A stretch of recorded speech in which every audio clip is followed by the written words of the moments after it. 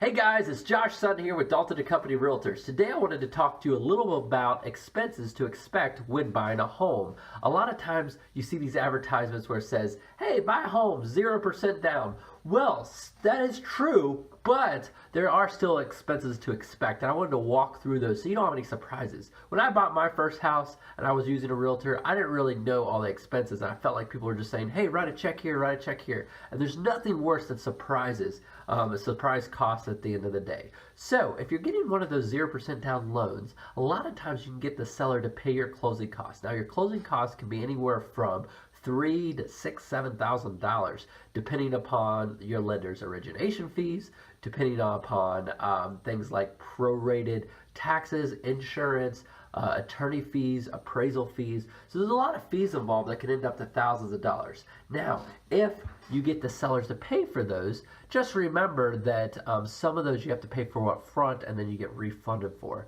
So the first thing that you pay for in the first week when you go under contract, usually you have to put down what we call an earnest money deposit. Now that deposit is held just in case you default on the loan. So they hold that and they give it back to you at closing. If you do have a down payment, they'll give you it back at closing as a credit.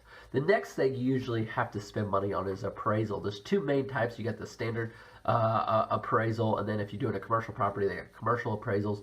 But in this case, just a regular appraisal, most lenders require for you to pay for it up front just in case the loan falls apart because someone has to pay for it. Some lenders, though, will pay for it for you and then just collect the money at closing. If you do pay for it up front and you have a 0% down loan, you will get credit for that at closing if the sellers are paying for your expenses.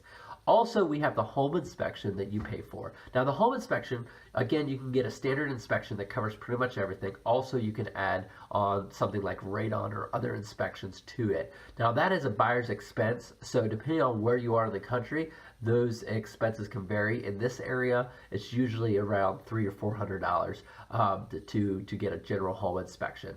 Now, prior to closing, you usually have to do, if you're not from the area, you might have to do a deposit for your utilities like water, electric, gas, internet companies. So have some money budgeted aside so you can get all your utilities turned on before closing. Now, if you do pay your closing costs, the closing costs usually are paid for at the time of closing. Also, any type of down payment you have. So your down payment and your closing costs, if the sellers aren't paying for it, will be due at closing. So that's a little bit of a walkthrough. If you have any questions, feel free to comment and ask me, or just give me a call. I'd love to talk to you. Again, this is Josh Sutton with Dalton & Company Realtors.